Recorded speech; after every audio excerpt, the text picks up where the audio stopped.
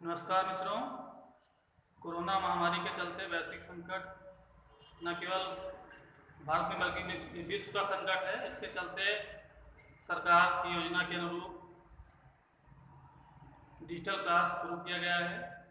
आज हम इंटरमीडिएट इतिहास के पहले चैप्टर के बारे में पढ़ेंगे।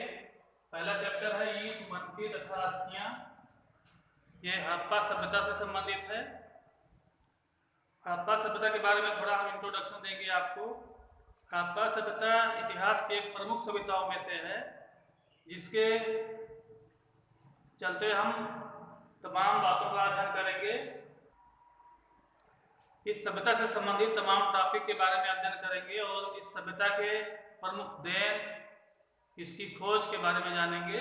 सबसे पहले हम जानेंगे कि हड़प्पा सभ्यता को हड़प्पा सभ्यता क्यों कहा गया। इसको सिंधु घाटी सभ्यता के नाम से भी जानते हैं और ये हड़प्पा सभ्यता इसलिए कहा गया क्योंकि हड़प्पा इसका एक प्रमुख स्थल है। इसका प्रमुख स्थल हड़प्पा है और ये सिंधु नदी के किनारे विकसित किया गया, इसलिए इसको सिंधु घाटी सभ्यता कहा जाता है।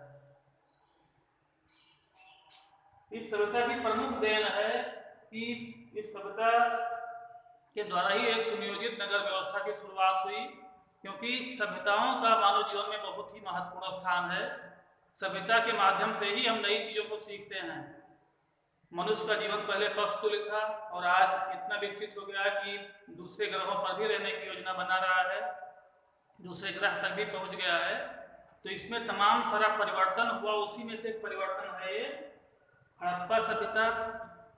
इसमें हमने तमाम सारी बातों को देखा कि जो नई चीजों को सीखा लोगों ने, जैसे ईंट के मकान बनाना, स्नानागार की खोज करना, अन्नागार की खोज करना, क्योंकि मनुष्य अपनी आवश्यकता के अनुरूप हर चीजों को जुटाता गया और उसी के अनुरूप इसने हर चीजों की खोज किया।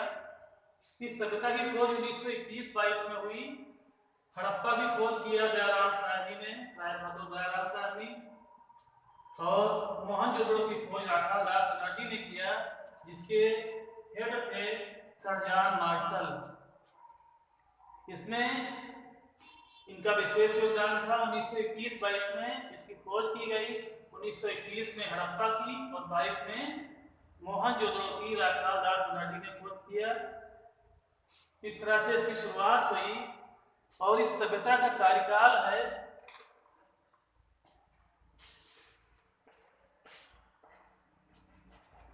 2600 BC से 1600 BC। इसकी समयावधि है 2600 ईसा पूर्व से लेकर के 1600 ईसा पूर्व तक इसका कार्यकाल है, जिसमें ये सभ्यता पूर्ण रूप से विकसित हुई।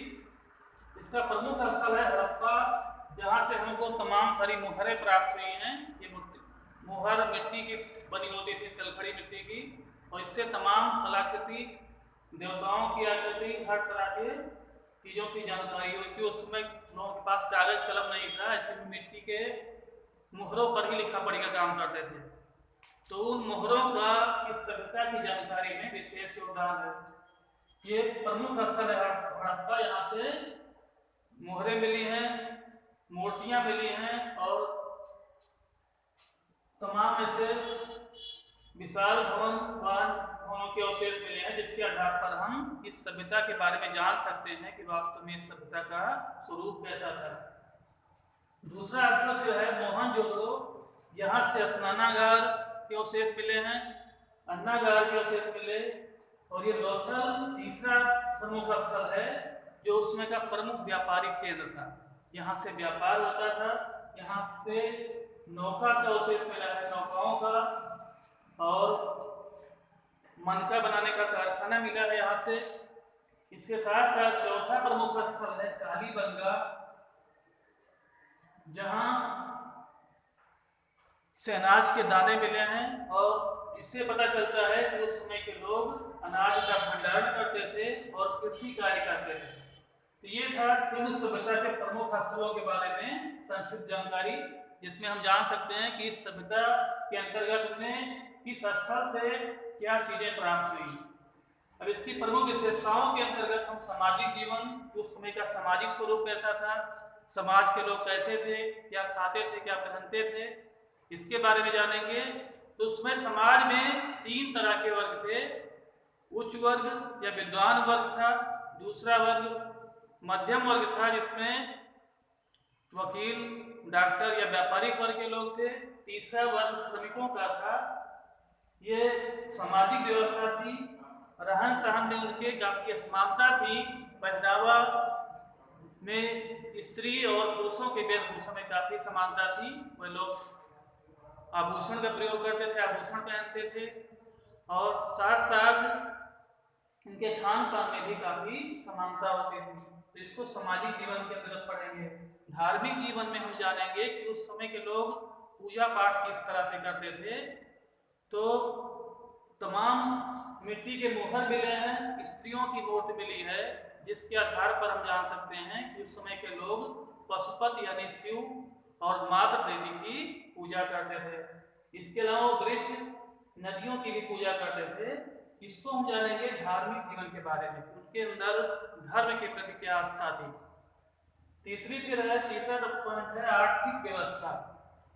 अर्थार्जन की उनकी प्रवृत्ति क्या थी, कैसे वो अपना व्यवसाय करते थे, कैसे रोजगार करते थे। रोजगार के माध्यम में कृषि उनका मूल व्यवसाय था, पशुपालन, और इसके अलावा अन्य शिल्प कला जैसे मनके बनाना, मुहर बनाना और आभूषण बनाने को भी अपने अर्थव्यवस्था में शामिल किए हुए थे। कलाकृतियों में मिट्टी की टेरीकोटी मूर्तियां, मिट्टी की पकी हुई मूर्तियों को टेरीकोटा की मूर्ति कहा जाता है। मनका बनाना और अन्य आभूषण बनाना उनकी प्रमुख व्यवस्था थी। इस तरह से इस समाज के बारे में हम जान सकते हैं कि उस समय का सामाजिक, धार्मिक, आर्थिक जीवन कैसा था। इस सभ्यता की सबसे प्रमुख देन है सुनियोजित नगर रचना। आज जिस तर्ज पे नगर बसाए जा रहे हैं, इस पहले प्लाटों की प्लाटिंग होती है, आने जाने के लिए सड़कें, पतली सड़कें, चौड़ी सड़कों का संपर्क, नाली, जल निकासी के लिए, ये सारी चीजें ध्यान में रखकर नगर बसाए जाते हैं। ये उस समय की सबसे प्रमुख देन थी, सुनियोजित नगर रचना, क्योंकि इन लोगों ने बहुत ही सूझबूझ से इस नगर को बसाया था। यही सबसे मेन टॉपिक है इस सभ्यता का, क्योंकि इसको हम 6 से लेकर के उच्च स्तरीय क्लास तक पढ़ते हैं सिंधु घाटी सभ्यता को। तो इसकी सबसे प्रमुख देन यही है कि सुनियोजित नगर रचना इस सभ्यता की देन है। इस सभ्यता से ही हमको तमाम सारी जानकारी मिली, जैसे कि एक व्यवस्थित रूप से नगर की शुरुआत हुई, आने जाने के लिए सड़कें होने लगी, लोगों के रहन सहन में भी काफी परिवर्तन हुआ, और उन्होंने नई नई चीजों को सीखा। क्योंकि इसके पहले की कक्षाओं में हमने पढ़ा है तमाम सभ्यताओं में, जिसमें किसी में लेखन कला की शुरुआत की गई, किसी में बोलने की शुरुआत हुई, किसी में शव दफनाने की व्यवस्था शुरू हुई, इसे मिस्र की सभ्यता में पिरामिड की शुरुआत हुई। तो ऐसे ही सभ्यता को की प्रमुख देन है व्यवस्थित रूप से नगर रचना। इसमें तमाम सारी चीजों को नए नए रूप से सीखा। इस सभ्यता के पतन के बारे में तमाम मत ऐसा माना जाता है कि नदियों के मार्ग परिवर्तन, या प्राकृतिक आपदा, या विदेशी आक्रमण के चलते सभ्यता का पतन हुआ। लेकिन वास्तविकता ये थी, ये सभ्यता पूर्ण रूप से नदियों के किनारे विकसित हुई, और जल प्लावन या बाढ़ के चलते इस सभ्यता का पतन हो गया। संक्षेप में हमने इस सभ्यता के बारे में इतनी ही जानकारी दी है, और ये सबसे महत्वपूर्ण है। कोई चीज़ अगर इसमें दिक्कत होगी तो आप पूछ सकते हो, क्योंकि ये बहुत ही महत्वपूर्ण टॉपिक है इंटरमीडिएट क्लास का। बस इतना ही, धन्यवाद।